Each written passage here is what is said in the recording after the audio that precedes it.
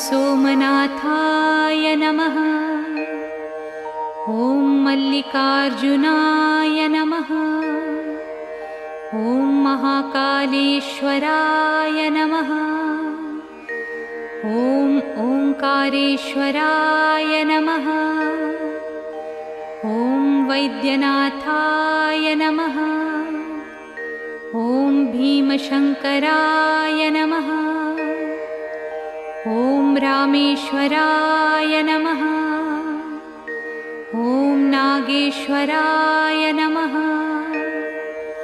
ॐ विश्वेश्वराय नमः। ॐ त्र्यंबकेश्वराय नमः। ॐ केदारेश्वराय नमः।